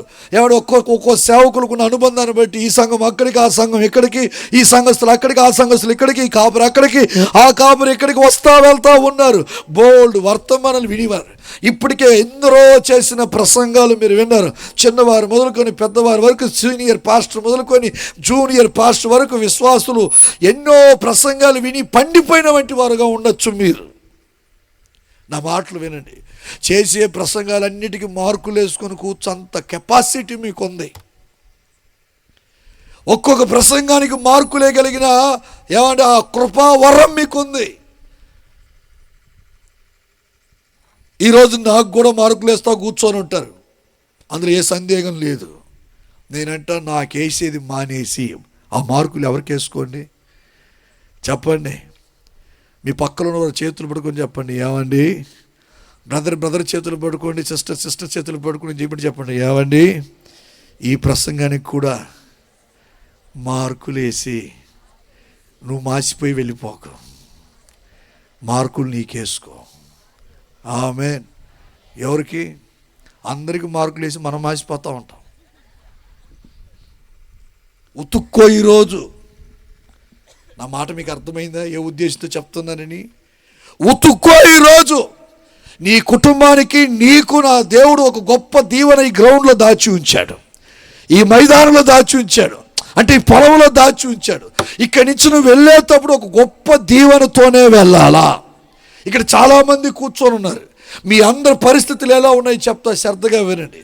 వచ్చినా మీరందరూ కూడా ఏదో మంచి బట్టలు వేసుకొని చూడటానికి రమ్యంగా అందంగా కనపడుతున్నారేం కానీ ఈ భూమి మీద ఎవ్వరి గుండెల్లో లేని దుఃఖం మీ గుండెల్లో ఉంది. మీరు మానసికంగా నలిగిపోయి ఉన్నారు, శారీరకంగా నలిగిపోయి ఉన్నారు, ఆర్థికంగా ఇబ్బంది పడుతున్నారు, ఆరోగ్యపరంగా కూడా డిస్టర్బ్ అవుతున్నారు.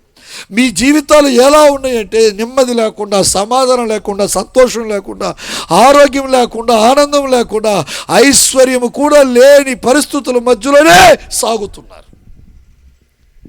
పెళ్ళిళ్ళు కానీ పిల్లలు ఇంట్లో ఉన్నారనే దుఃఖం, పెళ్ళిళ్ళై కూడా గర్భఫలం లేదనే బాధ, పెళ్ళిళ్ళై గర్భఫలం ఉండి కూడా కాపురానికి వెళ్ళలేదనే నరక వేదన అనుభవిస్తున్నారు. యవ్వన బిడ్డలతో కాపురం చక్కగా చేసుకోకుండా, భర్తతో భార్య, భార్యతో భర్త, యవ్వన బిడ్డలు పెళ్ళైన కొత్త జంటలు కాపురం చేసుకోలేని పరిస్థితి, ఒకరి మీద ఒకరికి చేదు కలిగి విడిపోయి తల్లి ఇంట్లో ఒకరు, పుట్టింట్లో ఒకరు, మెట్టింట్లో ఒకరు ఉంటున్నారు. దీన్ని చూసినప్పుడు తల్లిదండ్రుల గుండె జారిపోయి ఎందుకు వివాహం చేశానా, ఎందుకు పెళ్లి చేశానా అని తలపోటు తెచ్చుకొని బాధపడుతున్నారు. అన్నపానం లేకుండా మానసికంగా నలిగిపోతున్నారు. నేను తీసుకొచ్చిన సంబంధం మంచిదైనా, రైట్ అయినా, రాంగ్ అయినా, నా బిడ్డలకి నేను పెళ్లి చేయడం తొందరపడ్డానా, లేదా తండ్రిగా తల్లిగా బాధ్యతను బట్టి చేశానని ఈరోజు తల్లిదండ్రులు గుండెలు బాదుకుంటున్నారు. బిడ్డలను చూసి కడుపారా అన్నం తిని సంతోషించాల్సిన వంటి వారు బిడ్డల జీవితాలు చూసి దుఃఖపడి దుఃఖాకాంతులైపోతున్నారు. రుణాలు పెరిగిపోయి కోర్టు కేసుల మధ్యలో కొంతమంది తిరుగుతూ ఉన్నారు. పొలం పంట చేతికి రాలేదని కొంతమంది ఆత్మహత్య చేసుకోవడానికి ఇప్పటికీ కూడా తయారుగానే ఉన్నారు. ఎటువైపు వెళ్ళినా సమాధానం లేదు, ఎటువైపు వెళ్ళినా నెమ్మది లేదు. ప్రేమించేవారు దూరం అయిపోయారు, పలకరించేవారు కరువయ్యారు, నేనున్నానని ధైర్యం చెప్పేవారు దరికి రాని పరిస్థితి. కుక్క చించిన ఇస్తర్లా జీవితం తయారైపోయింది. బ్రతికుండగా నరకాన్ని భూమి మీద అనుభవిస్తున్నారు. కడుపుల అన్నం తిని చాలా కాలమైంది, కంటార నిద్రపోయి కూడా చాలా కాలమైంది. ఈ రాత్రి ఒక్క మాట మీరు అర్థం చేసుకోవటానికి ఇష్టపడండి. దేవునికి ఇష్టలుగా బ్రతకండి. ఖచ్చితంగా ఆయన మీ జీవితాన్ని, జాతకాన్ని మార్చేస్తాడు. ఆమేన్. మనుషుల్ని మెప్పించాలని, మనుషుల్ని ఘనపరచాలని, వాళ్ళ దగ్గర ఏదో లబ్ధి పొందాలని మనుషుల కొరకు బ్రతకటం చాలు. నిన్ను పిలిచినా, నిన్ను బ్రతికించినా, నిన్ను పుట్టించినా, నిన్ను పెంచినా, పెద్ద చేసినా, నిన్ను ఈరోజు ఈ స్థాయిలో ఉంచినా, విశ్వాసివో, పెద్దవో, సంఘ కాపరివో, లేదా కుటుంబ సభ్యుడివో, ఒక గవర్నమెంట్లో ఉద్యోగం చేసే గవర్నమెంట్ ఎంప్లాయో, వ్యవసాయకుడివో, తోటమాలివో, తోట నాయకుడివో, రైతువో, ఎవరివైనా పర్వాలేదు. నీ జీవితాన్ని దేవుని చేతికి అప్పచెప్పుకో. నీ జీవితం ప్రభు చేతిలో పెట్టు. ఈ రాత్రి సభల మొదటి రాత్రి నా దేవుడు నీ జీవితంలో ఘనకార్యం చేయనుగాక. ఆమేన్. ఇష్టలుగా బ్రతకటానికి ఇష్టపడని దేవుడు కార్యం చేస్తాడు. లేచి నిలబడదామా? మీరు వెళ్ళండి బాబు. ఈ కీబోర్డు వాయించే పిల్లలుంటే ఒకసారి ముందుకు రండి అయ్యా. అందరము రెండు చేతులు పైకెత్తి ఒక చిన్ని ప్రార్థన చేసుకోండి. కీర్తన, సంకీర్తన ఇద్దరు వచ్చి ఒక కీర్తన పాడతారు. అందరం చేతులు పైకెత్తుదాం. అందరూ రెండు చేతులు పైకెత్తండి. నీ కుటుంబ స్థితిని ఒక్కసారి జ్ఞాపకం చేసుకో. నీ కుటుంబ వ్యవస్థని ఒక్కసారి జ్ఞాపకం చేసుకో. నీ జీవితాన్ని ఒకసారి పరిశీలించుకో. నీ పరిస్థితి ఎలా ఉందో ఒకసారి ఊహించుకో. ఎంతో కాలము నుండి మదన పడుతున్నావు. ఎంతో కాలము నుండి పోరాడుతున్నావు. ఎంతో కాలం నుండి కొన్ని ప్రశ్నలకి సమాధానం దొరక్క నలిగిపోతున్నావు. ఈవెనగా పెట్టు కీబోర్డు, ప్యాడ్, వాయిస్ అంతా ఒక్కసారి జ్ఞాపకం చేసుకో. నీ పోరాటాలకి విడుదల, నీ సమస్యలకు విడుదల, నీ కన్నీటిని నాట్యముగా మార్చే దేవుడు నీ పక్షాన దిగి ఉన్నాడు. నిన్ను దాటిపోవటానికి ఇష్టం లేకుండా నీతో నిలబడి మాట్లాడి నీ తల మీద చేతులుంచి దీవించి వెళ్ళటానికి పూనుకొని ఉన్నాడు. ఆయనకి ఇష్టంగా బ్రతకటానికి ఇష్టపడదామా? ఎవరెవరినో మెప్పించాలని, ఎవరెవరినో ఒప్పించాలని, ఎవరెవరినో సంతోషపరచాలని జీవించద్దు. ఎవరి కొరకో కాదు, నీవు దేవుని కొరకే. ఎవరి కొరకో నీవు కాదు, దేవుని కొరకే. నీవు నీ దేవుని కొరకు బ్రతుకు. నిన్ను ఆయన మెచ్చుకోవాలా. నిన్ను సబాస్ భలే, నమ్మకమైన మంచి దాసుడా అని చెప్పుకోవాలి. ఆయనకి ఇష్టడుగా బ్రతుకు. ఆ పార్టీ కొరకు, ఈ పార్టీ కొరకు, ఆ నాయకుడి కొరకు, ఈ నాయకుడి కొరకు, ఆ జెండా కొరకు, ఈ జెండా కొరకు, ఆ సందా కొరకు, ఈ సందా కొరకు, ఆ కుటుంబం కొరకు, ఈ కుటుంబం కొరకు కాదు. ఆరోగ్యంగా ఆలోచించు, ఆరోగ్యకరంగా తీర్మానం తీసుకో.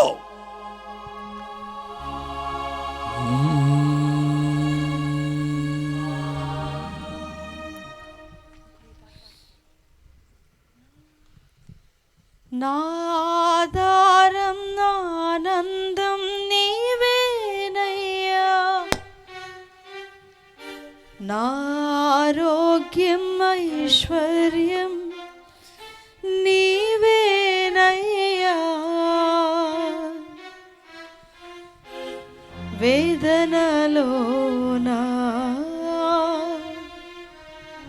శోధనలోనా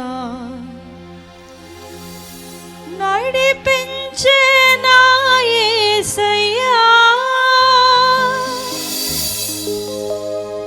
నన్ను నడిపించే నా యేసయ్యా.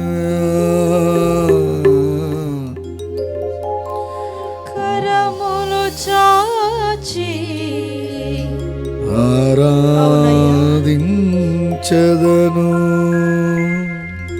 కన్నీటితోనే స్తుతి పాడెదను.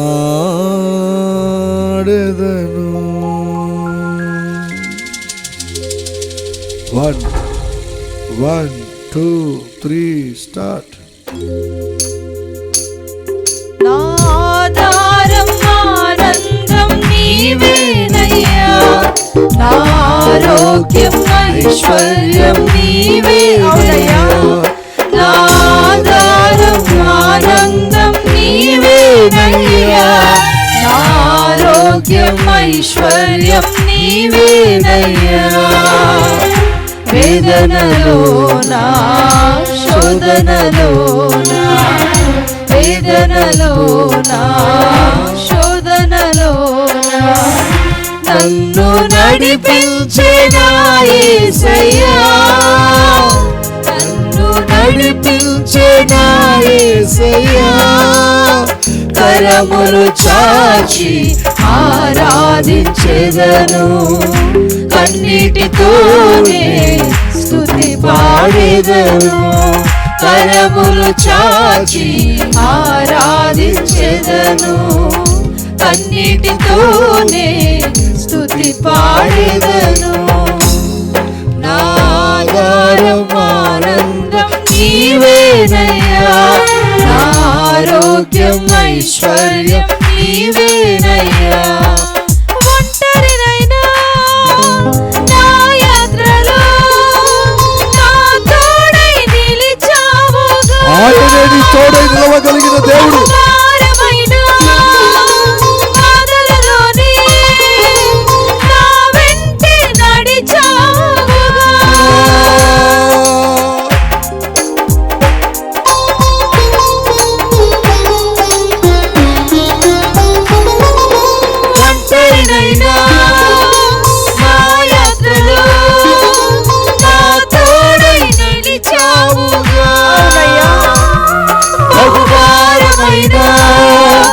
బాధలలోనే నా వెంట నడిచావుగా, కన్నీరే కొలువున్న గుండెంతో బరువైన, కన్నీరే కొలువున్న గుండెంతో బరువైన పరిహారి నీవైతివే, ఉపకారి నీవైతివే, నా పరిహారి నీవైతివే, ఉపకారి నీవైతివే. కరములు చాచి ఆరాధించెదను, కన్నీటితోనే స్తుతి పాడెదను. కరములు చాచి ఆరాధించెదను, కన్నీటితోనే స్తుతి పాడెదను. నా ఆధారం ఆనందం నీవేనయ్యా, నా ఆరోగ్యం ఐశ్వర్యం నీవేనయ్యా. ప్రభు వైపు చూద్దామా? ఈ సభలో మొదటి రాత్రి ఆయన మెల్లని స్వరం మనకు వినిపింప చేసిన ప్రభు వైపు చూద్దాం. నీ సమాధానము నీ చేతిలోనే ఉన్నది. ఆయనకి ఇష్టడుగా బ్రతికినట్లయితే పొందగలవు. మూడు బారిన నా జీవితం చిగురించే నీ ప్రేమతో, జడివానలోనా నా దీపం వెలిగెను నీ కృపతో.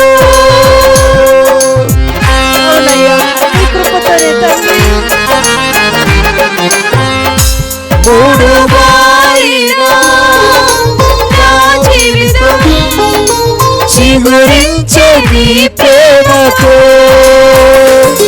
జడివానలోనా నా దీపం వెలిగెను నీ కృపతో.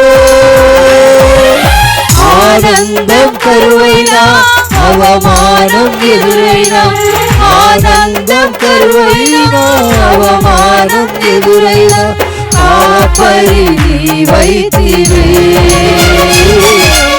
ఊపిరి నీవైతివే, ఆపరి నీవైతివే, ఊపిరి నీవైతివే.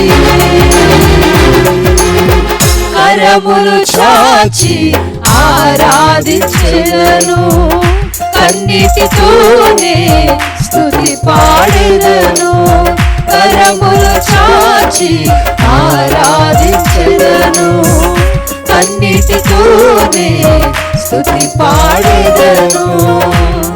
నా ఆధారం ఆనందం నీవేనయ్యా, నా ఆరోగ్యం ఐశ్వర్యం నీవేనయ్యా, నా ఆధారం ఆనందం నీవేనయ్యా, నా ఆరోగ్యం ఐశ్వర్యం నీవేనయ్యా. మరొకసారి నా ఆధారం ఆనందం నీవేనయ్యా, నా ఆరోగ్యం ఐశ్వర్యం నీవేనయ్యా. ఇంకొకసారి నా ఆధారం కృపగలుగునుగాక, కృపగలుగునుగాక. ఆరోగ్యం ఐశ్వర్యం నీవేనయ్యా, నా ఆధారం ఆనందం నీవేనయ్యా, నా ఆరోగ్యం ఐశ్వర్యం నీవేనయ్యా, నా ఆధారం ఆనందం నీవేనయ్యా, నా ఆరోగ్యం ఐశ్వర్యం నీవేనయ్యా, నా ఆధారం ఆనందం నీవేనయ్యా, నా ఆధారమైన వాడా, నా ఆధారమైన వాడా, ప్రభువా ప్రభువా ప్రభువా ప్రభువా ప్రభువా ప్రభువా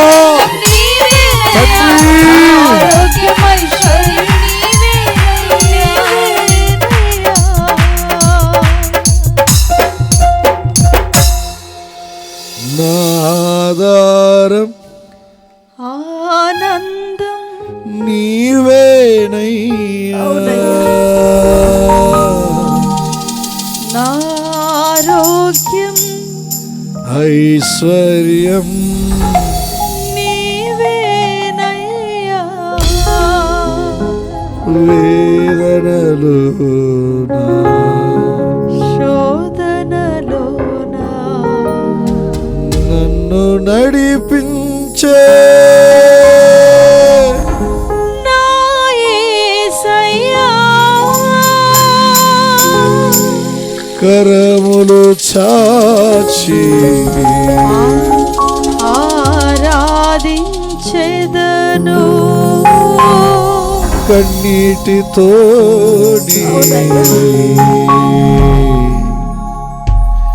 స్తుతి పాడెదను. యేసయ్యా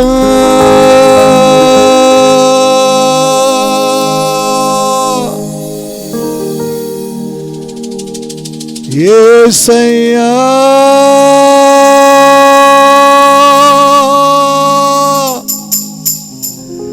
యేసయ్యా